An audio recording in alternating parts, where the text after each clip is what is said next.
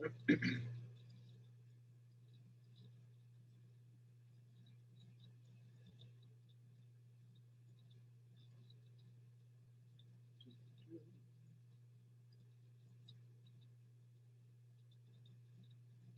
there we are, live YouTube.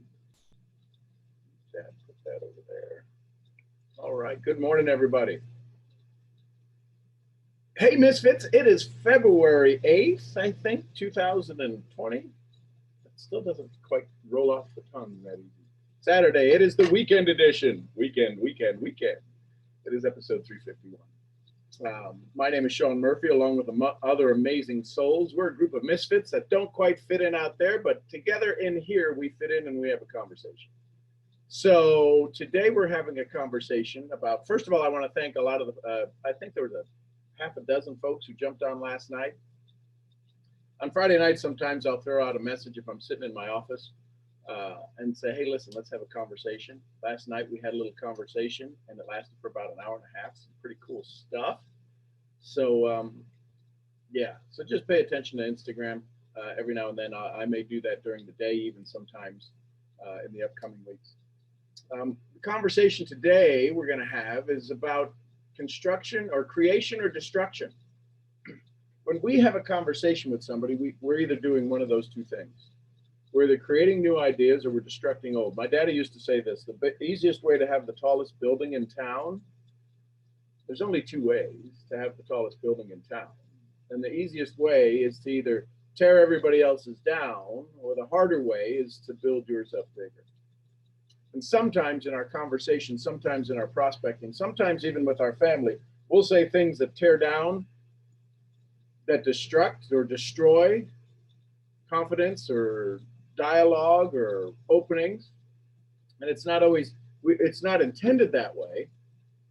It's just, we get to use that moment in time where we just didn't know any better. It was the best we could do.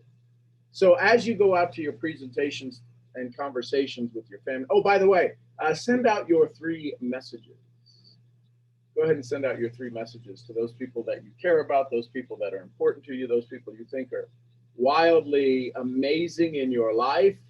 Send them a message today. Send them a message saying that you were thinking of them.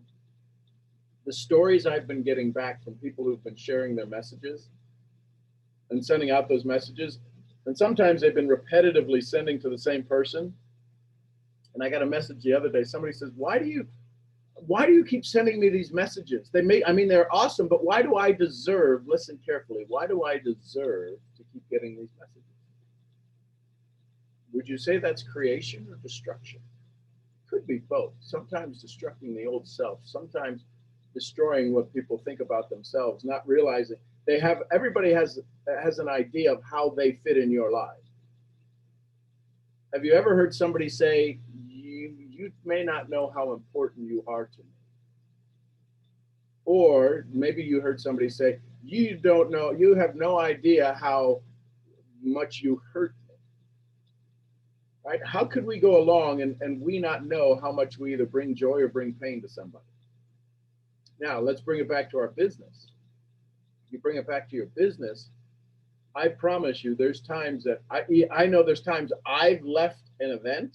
There's times I left a meeting and I probably did more harm than good, but I got in my car, thought I was the hot tamale of the day. I thought I just absolutely knocked it out of the park. You ever say the expression, God, I killed it. I was so awesome. Maybe, just maybe, you did. So my conversation with you today is, when you sit down across the table from somebody, regardless of how you're feeling at that moment, if you're happy, how many times have you been around, listen, if you've got brothers and sisters, you've probably experienced this. How many times have you been around when you were a little bit mad and somebody was happy around you and you got madder? And they got even happier. They started laughing and you got worse. You got mad. You didn't want to laugh. You even got madder. And they laughed even more and you got madder even more. How is that possible? What story, what kind of crazy chemical cocktail in our brain would drive us to become madder, to become more frustrated when somebody around us is having joy. Same thing can happen with your prospects. Same thing happens in groups. Same thing happens in communities. There's a phenomenon out there in marketing that's being used by some key marketers, and it's a phenomenon called polarize to magnetize. When they start off their presentation and they say, listen, I know who this presentation is for, but let me tell you who it's not for. Right? How many of you have ever been on a presentation, a webinar like that? Let me tell you who this is not for. And they go over a page of who this is not for. This isn't for somebody who wants to get rich quick. This isn't for somebody who thinks they know everything. If you know everything, get off the call. And they go through this whole thing. And what they're doing is through a subconscious and a conscious awareness, they are looking for people. They're putting you in a position to make a decision. Totally get it, totally understand it. If I've only got 35 minutes with you on a webinar where you don't even get to see me, could even be a recorded webinar, the question then becomes, how do I get you to take action? Right? We've talked about this before. To construct or destruct, we need to have a blueprint in place. If we're going to build something or even destroy something, what if the destroying that we're going to do is the disbelief they have in themselves? Is the faulty belief they have in themselves. So when you sit down across the table from somebody and you're going, and listen, I do this all the time when I meet with CEOs, CMOs, and executives of corporations. They have a very, I don't want to say high opinion of themselves, but they have a very secure opinion of themselves based upon a title. Would you say that the president of General Motors probably has a little bit more of a could care less about you attitude than, say, the president of the PTA? So what is the person across the table from you, the person, the prospect that's in your audience, what are they looking to really do? What has their life been about? Has their life been one of construction and positive and building and creation? Or has it been one of destruction? I'm not good enough. I can't take care of myself. I don't know this. In the particular company that I'm with, a lot of times the target market, the quote target market, are people who are overweight. You know how hard that is to have a conversation with somebody and tell them they could be more, have more, do more? Unless you're in that boat with them, right? It would be hard for me to walk up to somebody who's 50, 60, 70 pounds overweight and say, what are you doing for your health? Because instantly 1,001 stories run through their head. I just created a whole big gap in our relationship because the first thing that goes through their head is, you don't know what I'm going through. What if you're showing up with your $1,000 paycheck, $5,000 paycheck, and you're telling people they should be doing what you're doing because you're making a bunch of money? What do you think you just made, how you made them feel? Are you creating a relationship or destroying a potential relationship?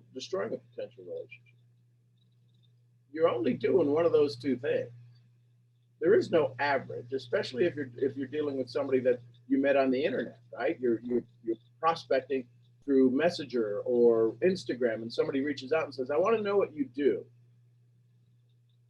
What do you think the chances are the first time you open your mouth and start telling them what you do? Do you think that's going to build up their faith in themselves? Maybe there's 3% chance that that'll happen, but you're missing the 97%. Right? If somebody's following you, there's a good chance they're probably like you. People who aren't like you, people who don't think like you, probably wouldn't be following you on Instagram. Now, the question is what does your Instagram get them to think? Are you all bikinis and Lamborghinis and it's all of the hot stuff and you know, in pencil dresses everywhere and high heels? Well, How much of your population dresses like that, walks like that, talks like that, moves like that? So as you start to look at your presentation, as you start to look at your conversation, what does it do? What does it do for the people who are part of your community? How about your team? Ooh, this is a tough one. How many times have we seen leaders get on calls and absolutely rip them all a new one? Maybe that's their methodology. I know a very dear friend who built to the top of her company in like 18 months, and the company was so alarmed at her rank advancement. Listen carefully. They wouldn't let her announce it for almost another 2 years. They would pay her, but they wouldn't let her announce the rank she attained because it was so unbelievably fast. Because the mindset of that company, it would have absolutely destroyed the company from the inside out. Every leader would have been put in question. It was just so. The way she did it, though, was she ran an iron ship. She ran. It was no holds barred. But you know, the people that came into her organization were absolutely of that mindset. They were run and gun and take no prisoners. And they did well, but as things would have it, after 48 months, they're no longer with the company. Why? There wasn't a whole lot to hold on to. When you're hanging on by your nails, there's not a whole lot else to hold on to. So, thoughts, comments. What is this? What are you hearing about this? Any questions about any of the previous, if you've been watching some of the YouTube replays and you've come up with some questions from any of the other dialogues? Just be aware of that today, right? We call this the weekend, and some people spell it W-E-A-K, and it gives them a chance to be less than. I'd ask you to always be aware that you're always in creation. Creating positive, creating negative. Sometimes the negative causes destruction, but what are you going to build today? What's your story you're going to build today? What's the legacy you're going to build today? How long will it last? Will you create a memory today that will last the rest of lifetime? We can have fun little moments, but is there a chance on the outside chance that you could have a moment that would absolutely ring in history? A laughter with your family, donating something, giving some time to somebody, being there for a friend that you come to find out later, it was a very pivotal day in their life. And you just happened to be there and full of joy, and it made a difference in their life that changed their life. Thoughts, comments, feedback. Good morning, everybody. If there's anybody new to the call, drop a N in the chat. We want to throw you some love and say good morning to you. Appreciate you. If this is your first time. Yeah, Latoya, I hear you. Latoya, first time to the call. Questions, comments, feel free to raise your hand and ask some questions, open some dialogue. What are you feeling? What are you hearing when you talk about this creation or destruction? What's showing up for you? What doubts might you have? What conversations might you have? What could you do to work towards building more, being aware of the language that you use? Have you been aware of moments where you were actually thought you were positive, but then when you looked at it, it changed a little bit? There's our RBP in the house. Hey, good morning. Good morning, Waffle Maker. I know, I just sucked one down too. It was good. It was really good. Okay, so this conversation takes us back to, here, I can lower my hand now. How do I do that? I got it, don't worry. Okay, I keep seeing the little hand on the screen. It takes it all back to relationships. It's all about relationships. If you're building relationships instead of just going out and prospecting, then you're not doing hopefully you're not doing the destruction.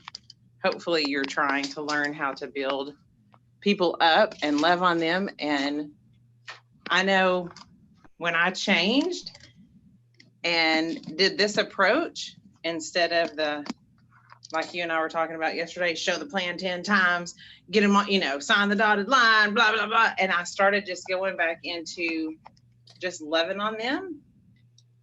It created relationships. And the other way, I was actually destroying relationships because they were so sick and tired of network marketers, and they were sick and tired of there is no relationship. And it appeared destructive to them at all times. Does that make sense? Mm-hmm. It never felt like you were creating anything other than a opportunity for yourself to make money instead of actually helping them. So I think this is hugely important. And I like the way you said it, because now my phone keeps trying to drop. Sorry, y'all. Now, every time I open my mouth, whether it's to my husband or my daughter or a stranger, it's that thought of, am I creating or am I destroying? And it's an accountability moment. And I like that. I like the accountability, especially for a personality like mine. Lord, you know that, Sean. When my personality gets going, it can be rather destructive. Not meant to, but it can be rather destructive. Well, it's So powerful. It's powerful. My personality, yes, it's a very strong personality. But these are the kind of questions that I think with any personality, though, that you can sit back and go, am I destroying something or am I creating something? Now, be fully aware when Rhonda has a Bible study and she's helping people see things in a different way, there's always going to be destruction. The challenge is when people say, man, that was a great presentation. How long did you practice? Well, I'm just beginning. I heard it yesterday. The mirror will always reflect what you're looking in, what you're looking into the mirror for. The challenge is some people don't see a reflection because of the rust that's on it. And sometimes we need to knock off. Yeah. Sometimes we need to knock off the doubt, the fear. And if we become confident in our way that we're going to help them build, right? If I wanted to rip out this wall and add on another extension, make my office bigger, I would have to destroy this part and I would have to give up the old. So part of this is can our construction make it easier for people to give up the old? Or do they? Go ahead. That's Latoya just mentioned. She just said, could it be destruction with the intent of reconstruction? And it could be. That's kind of what you're saying, or new build instead of reconstruction, maybe just a complete new build. But on that same token, if you're going to do that, you have to have some sort of relationship for them to allow you to help them rebuild or reconstruct. Which comes back to the foundation of most people's challenges, their story. Yeah. And Brene Brown says nobody's going to be vulnerable until they give you permission to be vulnerable. Meaning they give themselves permission. Now, if you want to know my why, we run around in this profession and we ask people all the time, tell us your why. If the why doesn't make them cry, it ain't going to move them.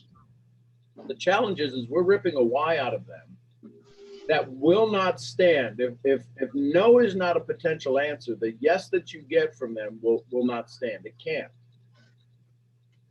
There's too much of a psychology that you made me say yes. Mm-hmm. I'm not going to do that.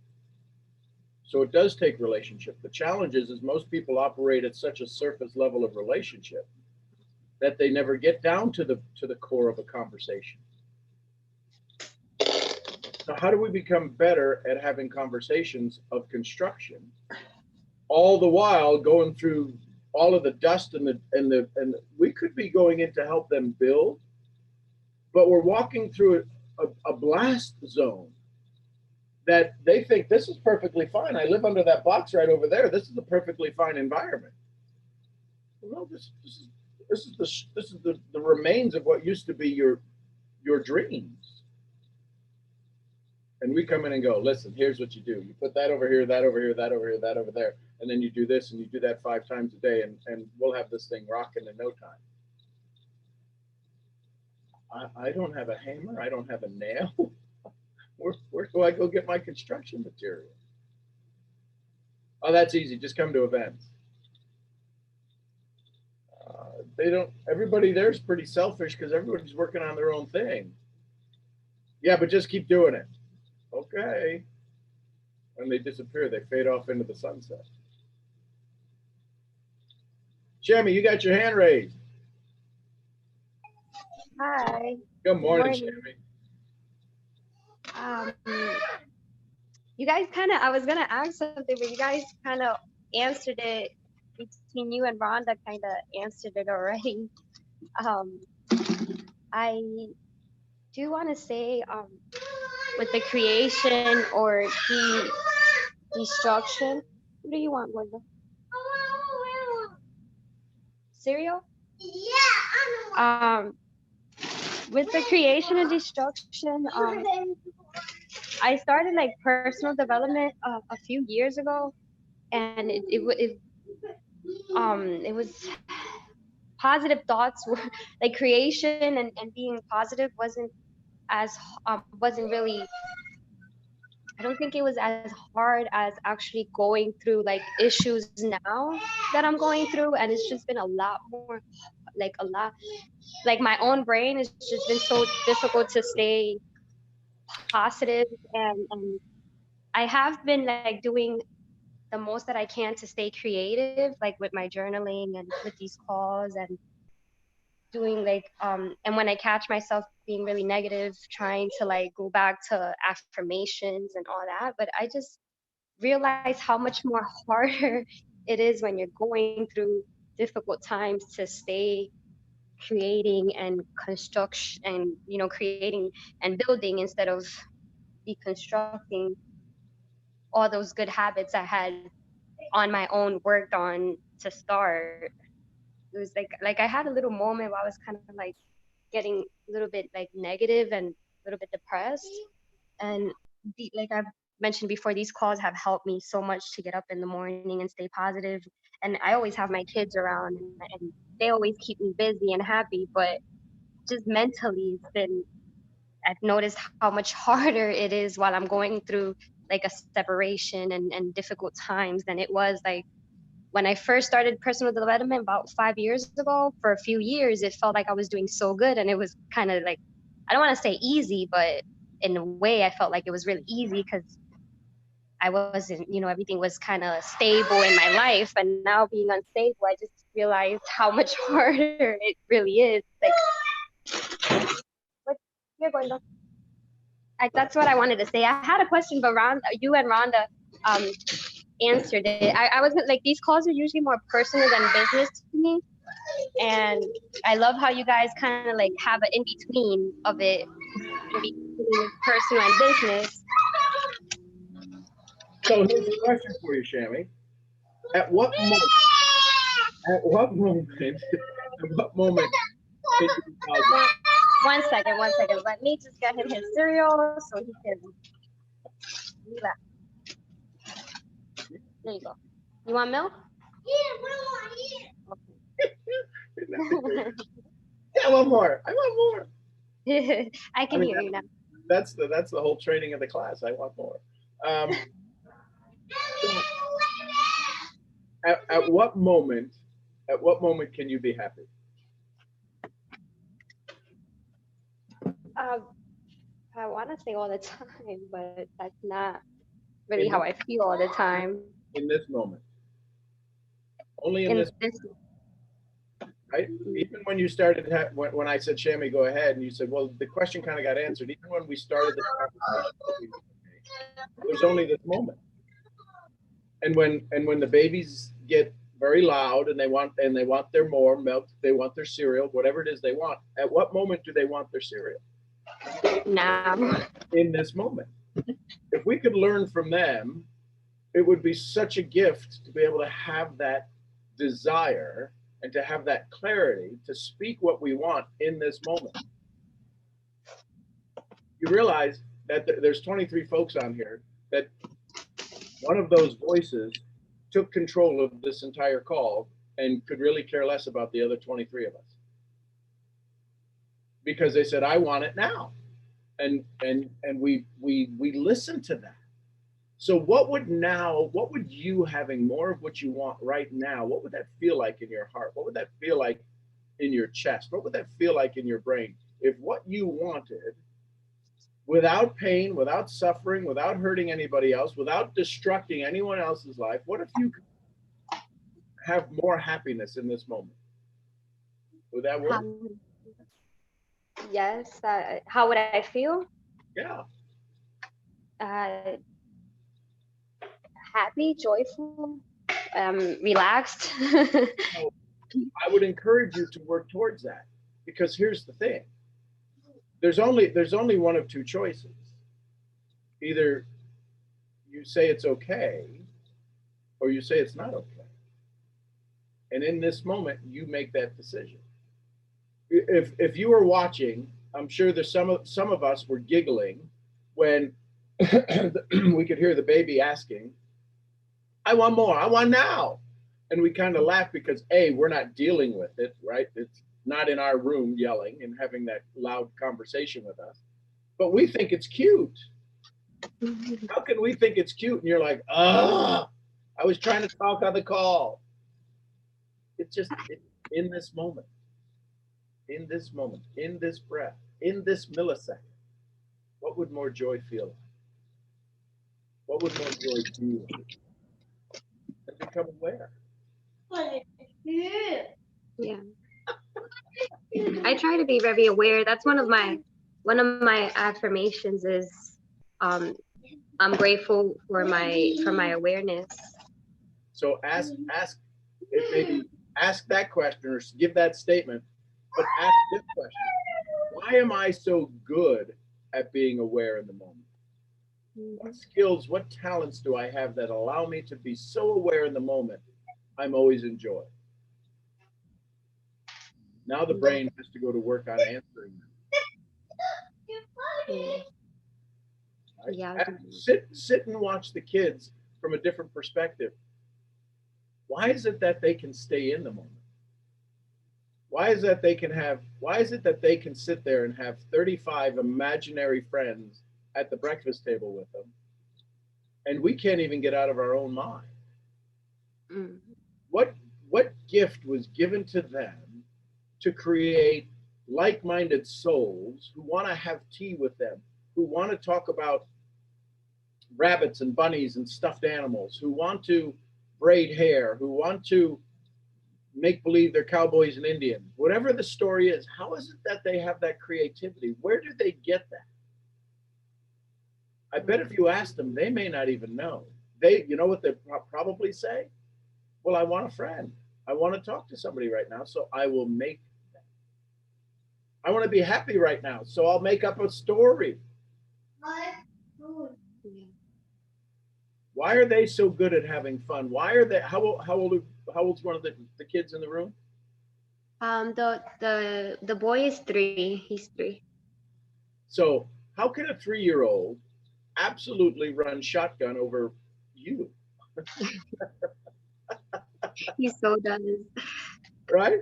How is it possible that we can sit here and a 3-year-old can say things the way they say them, and it makes all of us laugh? It makes dads laugh, but it makes mom laugh in a completely different way. Some of them are going, oh, that's so cute. And others of them are saying, I'm glad Shammy's having to do that, and I don't have to do that anymore.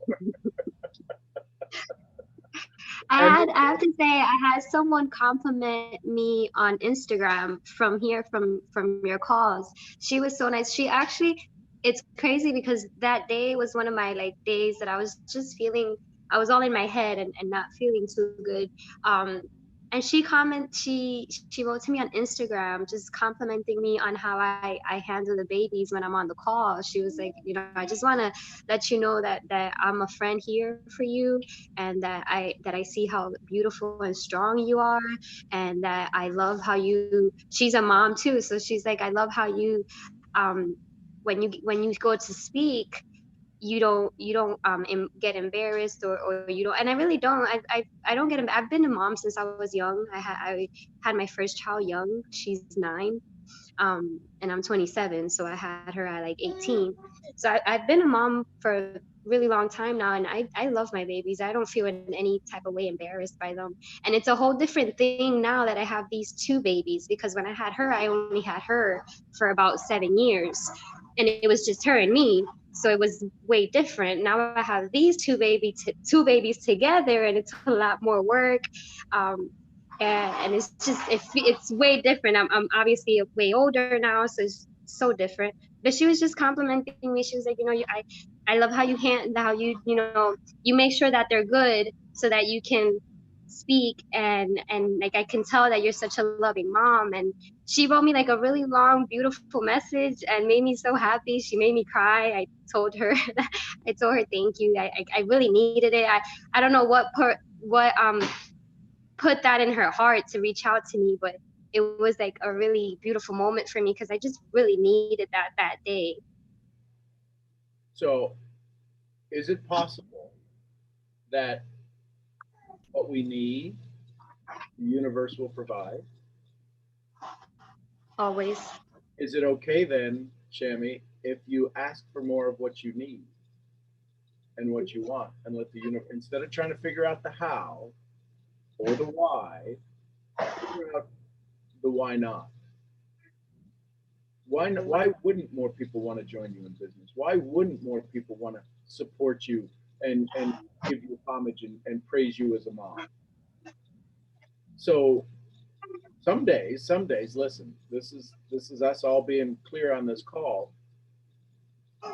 There's days that I've said before, if I'm feeling kind of puny, if I'm feeling kind of not important, not not valued, it's because I haven't put enough value out there. So I'll go out when you speak on these calls, you give moms such courage.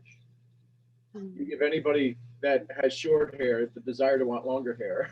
It's like how do you even manage that, right? Look at that smile, right? You give people who want to have the smile, who want to have courage. And I say all of that to say sometimes we don't know we're putting it out there to get the joy back. But if we're not putting the joy out there, we need to go throw some joy. That's the reason for the three messages, to send out the 3 messages on a daily basis. Send out 300. Go just tell people when you are feeling lack and when you feel being destroyed, the universe isn't doing that to us. We're doing that to ourselves. When we're just sitting in a room by ourselves going, nobody likes me. Well, when's the last time you liked somebody? Go out and send a message. Go send a message of joy. Listen, I do this all the time.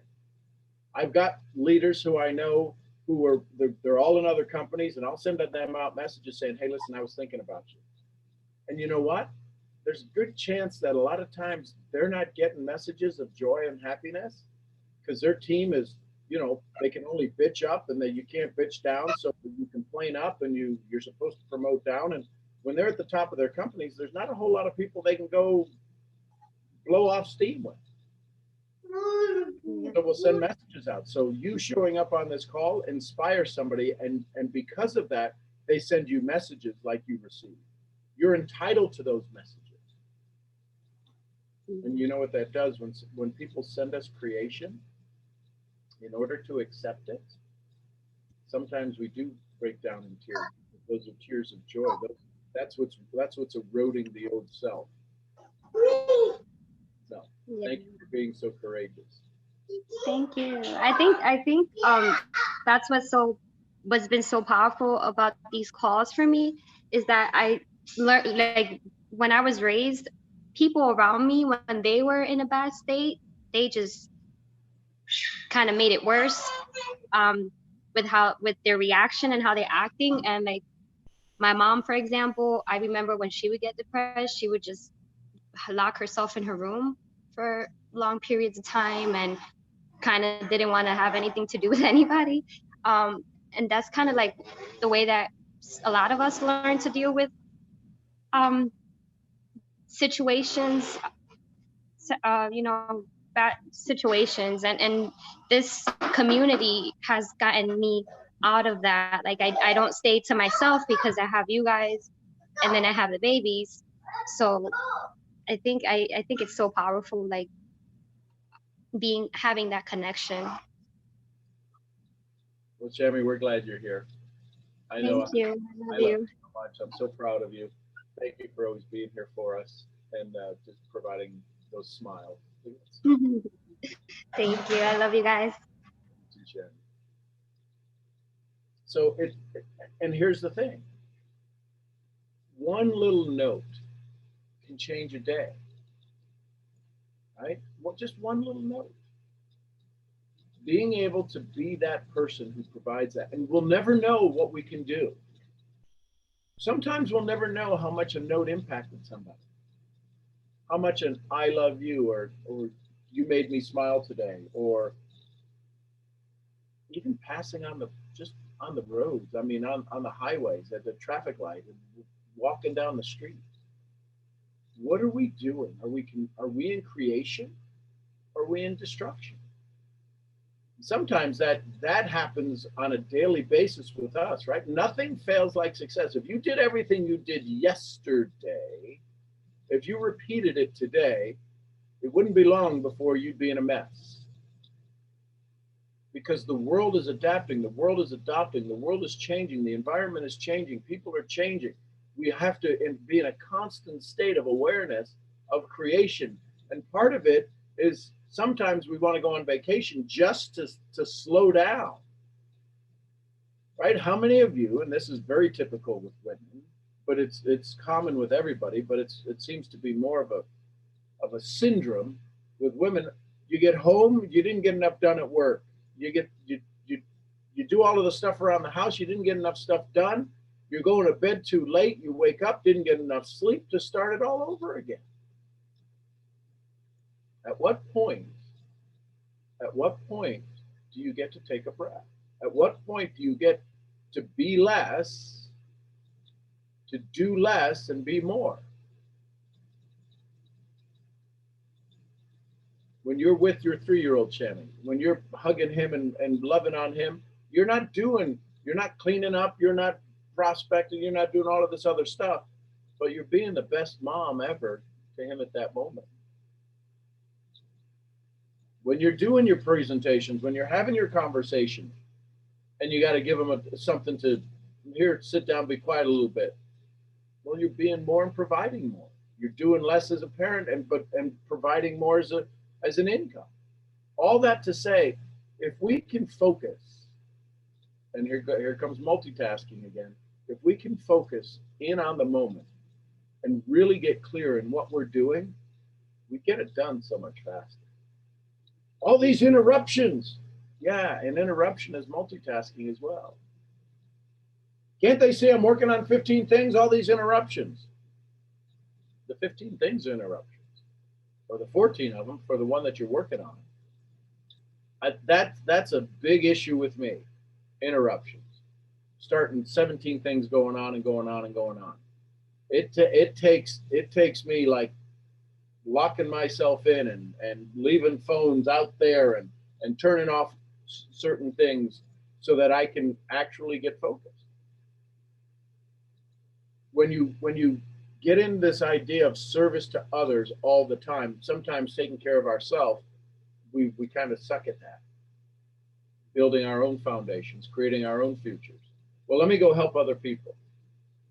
That's easy for me. I've developed a skill and a talent to be able to do that.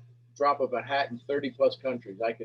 Somebody could call me and we could have a conversation, and in an hour, things are pretty darn good for them, at least turning around. But in that hour, did I turn things around for me? I believe the answer is yes. But it's hard to pay the bill on well wishes and good wishes. So sometimes there needs to be some action taken internally for myself. And again, this is a challenge. I'm getting much better at it. It's only taken a handful of years, but I'm getting much better at it. Why?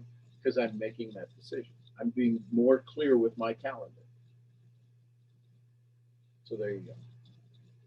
Any other thoughts, comments? Would you learn? Would you like on this Saturday morning? Thank you all for being here.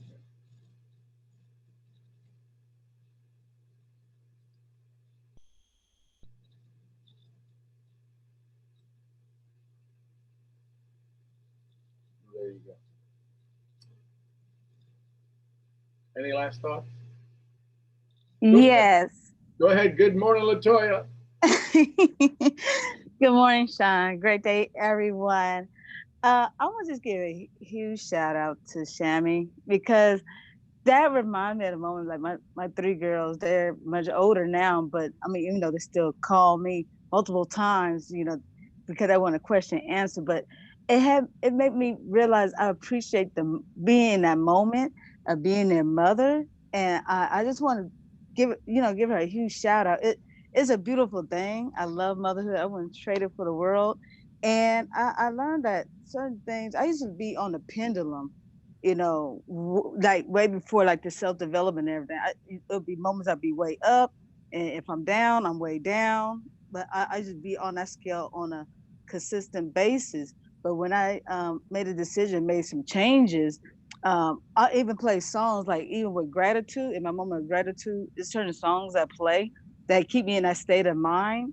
And then I just start thinking all the great things and you all on this call and just all the self-development, and it just keeps me just in that gratitude. I'm even like writing with my left hand more frequently now, and that's amazing. My handwriting getting neater and getting better, and I just want to thank you, Sean. I treat these calls more like almost like therapy to me because it goes more in depth to have me realize things that I could work on and also to duplicate to others. So thank you so much, you all, and have a wonderful Saturday. Well, I appreciate you, Latoya. And you brought up something about the pendulum, right? The higher highs and lower lows. Be aware of that as you do that, which way the center is moving. So if we've got a high high, does it pull us enough along that all of a sudden the low low isn't as bad as it used to be? Or are we paying attention to that when the low low happens, it pulls our center back, and now we seem like we've taken that 2 steps forward, 4 steps back. But the center, the pendulum is always going to swing. That's just awareness. Okay. When we get to the higher highs, is it actually dragging us forward?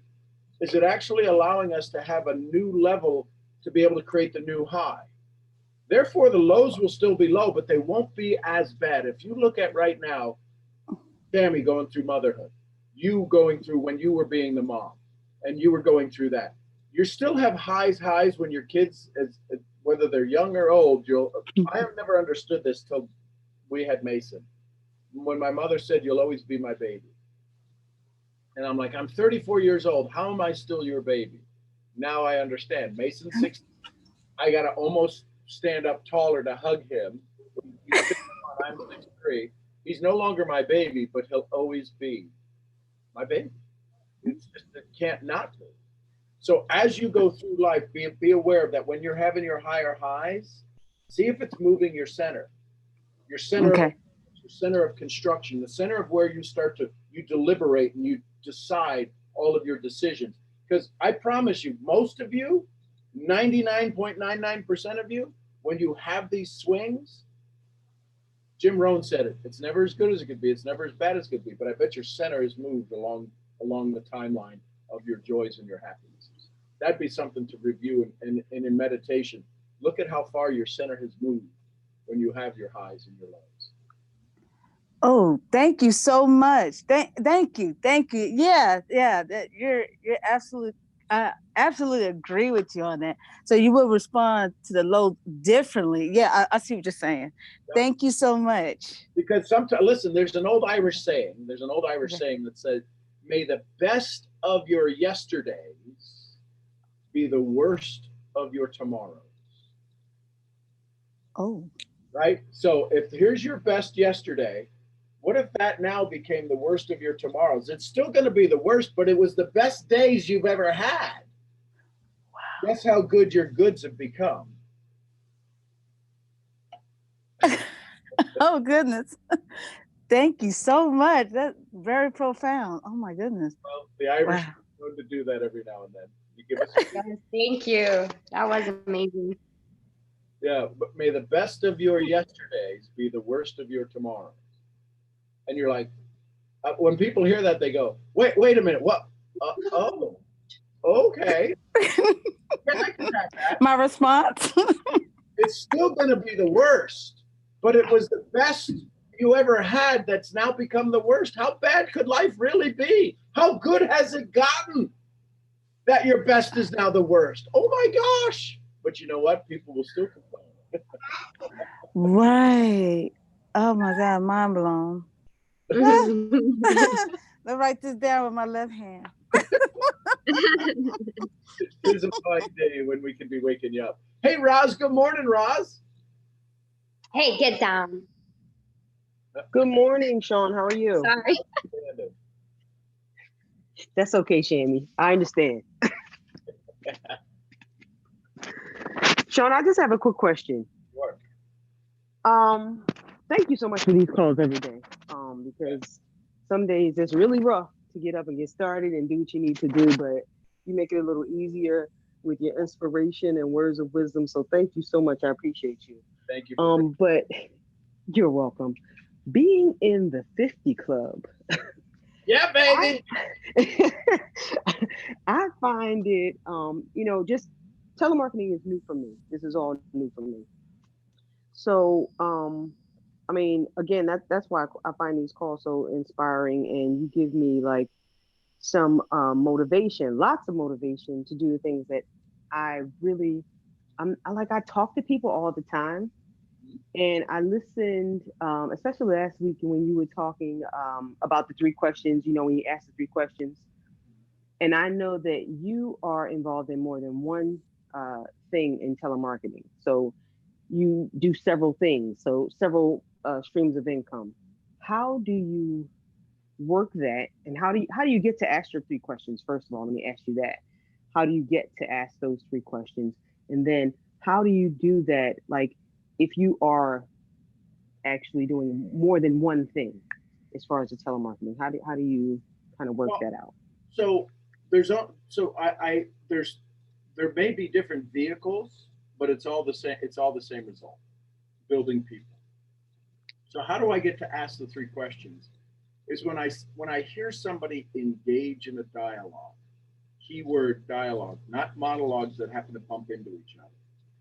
When there's a level of interest where when they ask, if I've been able to pique their interest, get them to raise their hand a little bit, and if this question comes out of their mouth, how do you do that?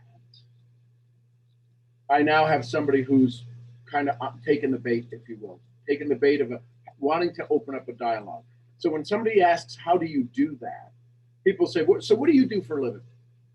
Well, I do calls every morning with people from around the world that inspires them to make the world a better place. And by doing that, I receive a pretty good check from my company, even though these people aren't in my business. How do you do that? Very well. Why do you ask? That's the key answer. That opens up the dialogue. That opens up the floodgates for a conversation they weren't prepared for. They were hoping they would have it, but they weren't prepared for. When I get to say, very well, why do you ask?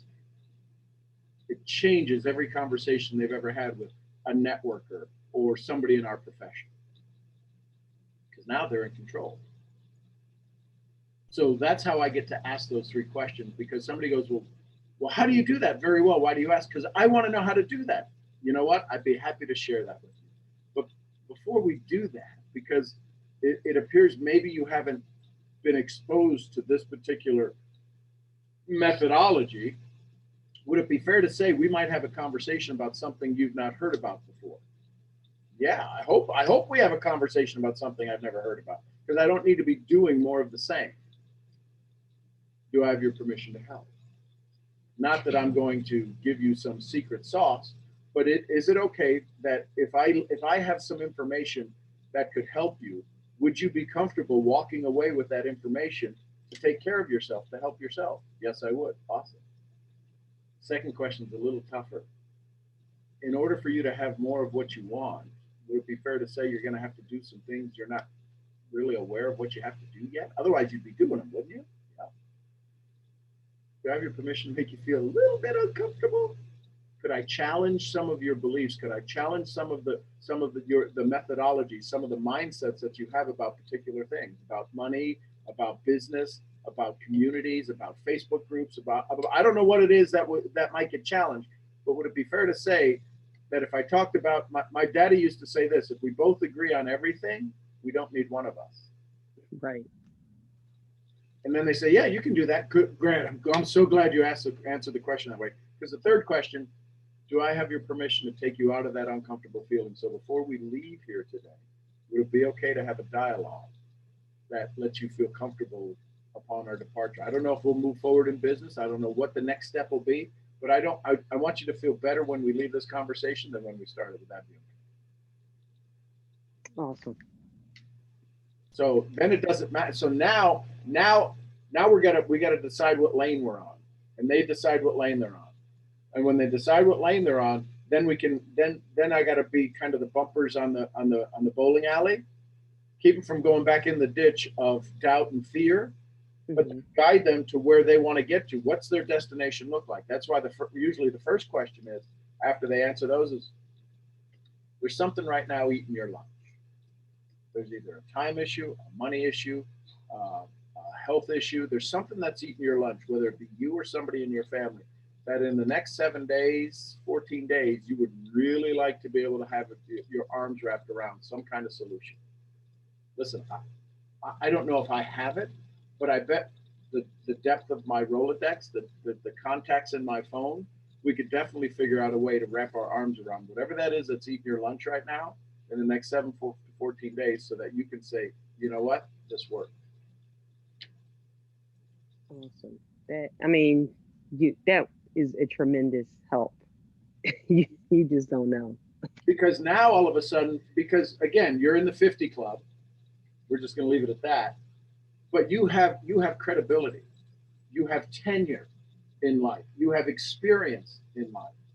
The challenge is that sometimes the second that we open up our mouth, if I were to start talking about being a cardiologist specialist, people are like, you're a farm boy from Ohio with a 0.9 grade point average. You do not qualify to have this conversation with me.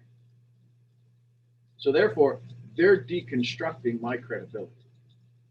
They may not know that I went through situations with both my mom and my dad, that when we talked about steep field gradient and magnetic fields was the pacemaker designed to be able to withstand a magnetic field, blah, blah, blah, for health. And but I have this experience only because I lived through it. So rather than me try to promote my experience, if I can find out what it is you're looking for, I promise you, every one of you can help somebody in the next 7 days do something. Even if it's you call them every day and told them you loved them. Awesome. The one thing that I love that you really promote is, building relationships. Because that means a lot to me, because I do care about, helping people. It's not just for my gain, but it's actually to help that person. And the key in today's market, because we're in this overload market, we're not in the information age, the overload of information age, and everybody can find everything anywhere. Here's the only thing they can't find, Rob. They can Google everything you're about to tell them.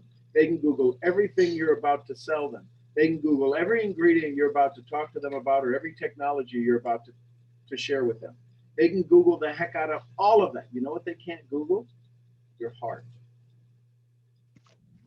Definitely. And when you give them your heart, it does require us to be a little vulnerable and to make sure that our heart has we can have a soft front, but a strong iron back. Sometimes we've got an iron front and they can't get through that. But if we give them a little bit of us that they can't get anyplace else, you can give them all you got and they'll always come back because they can't get you anyplace else. So true. That help? Yes, definitely. Definitely help. Thank you so much, Sean. I appreciate it. Awesome. Love you tons. Thank you, Roz, for being here. Love you too. You guys have a great day. Yay. Anyone else? Any last thoughts or comments? Hey, listen, keep calm. Let me handle it. Just let me handle it.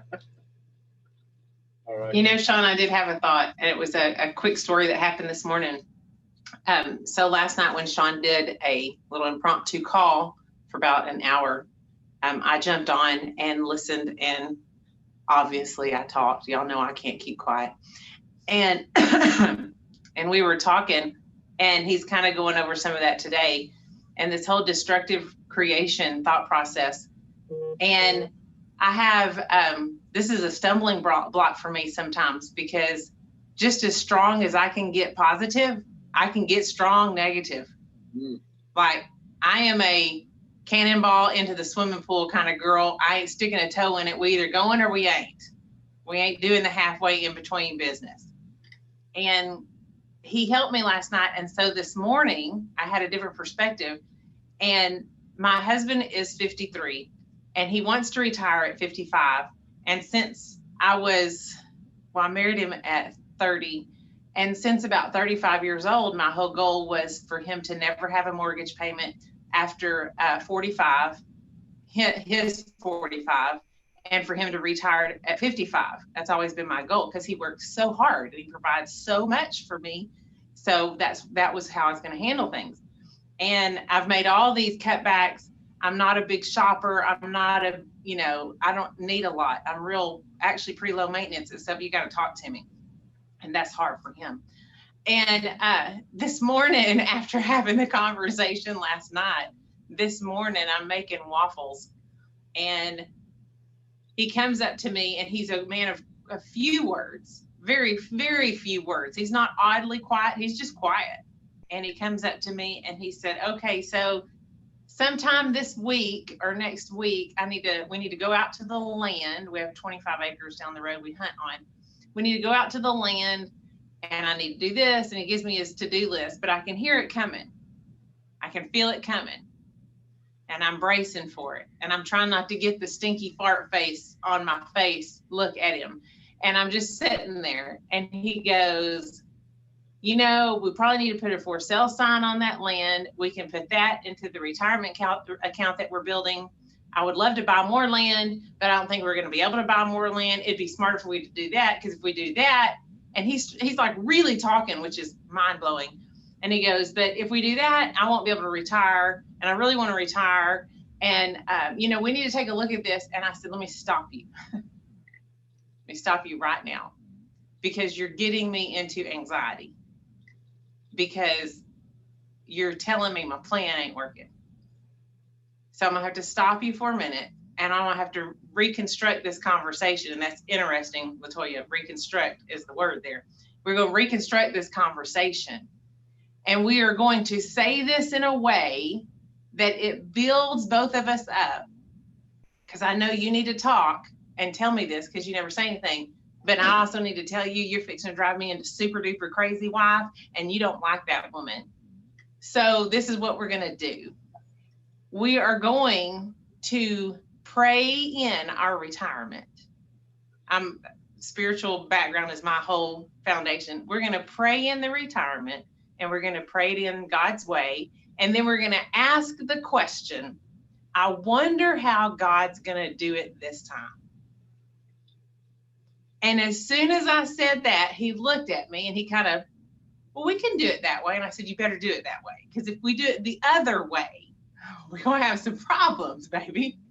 And he just kind of looked at me, and I was like, listen to me. I've learned a lot. So I share that with y'all because, well, that's a good husband and wife moment too. I share that with y'all though, because you can be in control of the creation or the destruction that is coming at you. And you can take that energy and you can grab it and mix it with some positivity and some love and some Jesus, and you can put it back out there, and you can take and reconstruct something that was meant to destroy you. Because you can ask Sean, just a few months ago, that conversation would have destroyed me for weeks, and it would have sat with me for weeks, and it would have broke me down. And it's interesting that creation and destruction is what was the topic today. and that happens.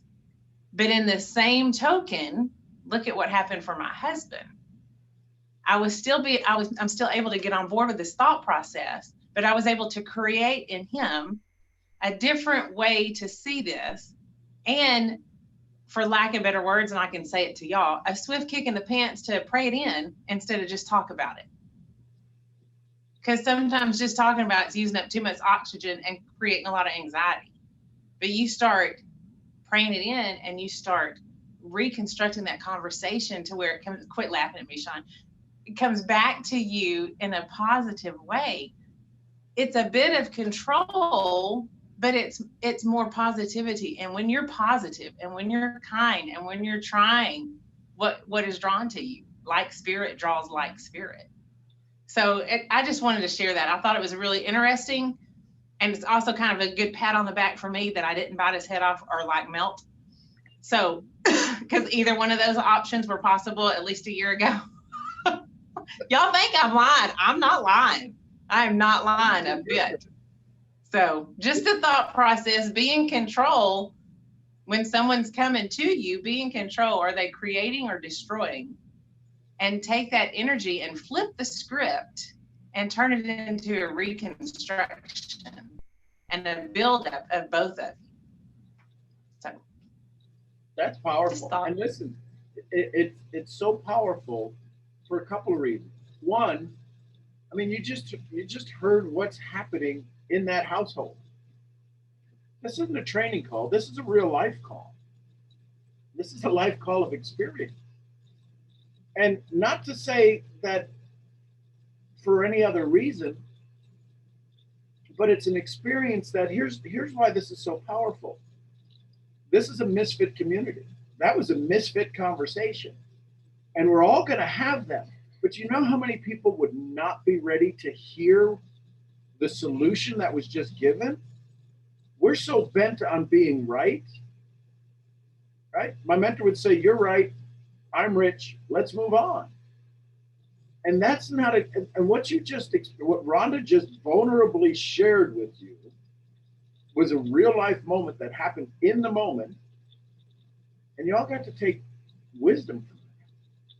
Because we're all going to have a conversation like that. And we're all going to get defensive. And because of our closeness, we're going to bow up a little bit and go, "You just don't understand me." Wait a minute. You're the one that's doing the authoring of the message in your own book. What don't you understand? How can you help them have more of what they want and less of what they don't? This is a perfect example of doing less and having more. The less is the 3 weeks of tension that would have been created. Less tension, more results. Do less, be more. How much less can you do than prayer? Physically, I laugh because taking up oxygen, that's just a bad answer. It's taking up oxygen. It's like, well, there's that East Texas stuff. So I would encourage us all to walk away with that one. Be in the moment. There's two sides to everything. There's the pendulum swinging, right? Let's talk about retirement. Ooh, that's good, that's good, that's good. Yeah, but I'm probably not going to do it. But what happened is that there's a whole new center of this conversation now, just in the last hour. Let's move it to prayer. Let's move it to pray it in. Now the highs are higher and the lows even better than the best that could have happened.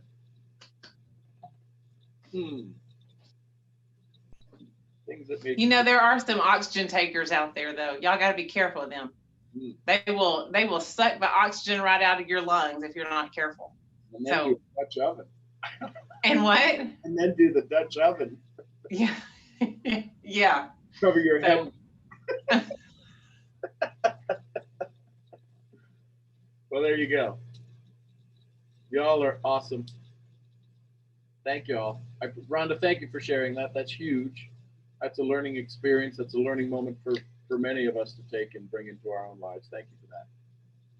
Well, it's why we love that little East Texas girl.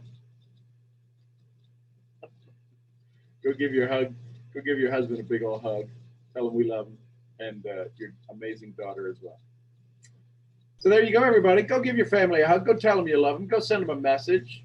And if you think you've been a little bit of a horse's patootie to them in the recent weeks or so, tell them you're sorry and tell them you love them and tell them that was just you being porcupine, huggable as a porcupine. Go have some fun today. Bring a smile to the world. Bring a smile to your own world. Start there. Go. Tell each other you love each other. I'm Sean Murphy, founder of Mental Profits. I'll see y'all where? Tomorrow morning. Bye, everybody. Bye, y'all. Take Love care. y'all.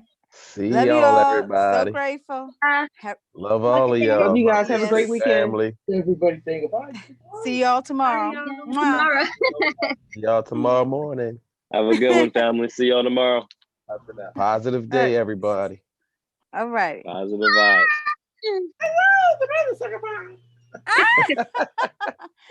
So adorable. Oh my goodness.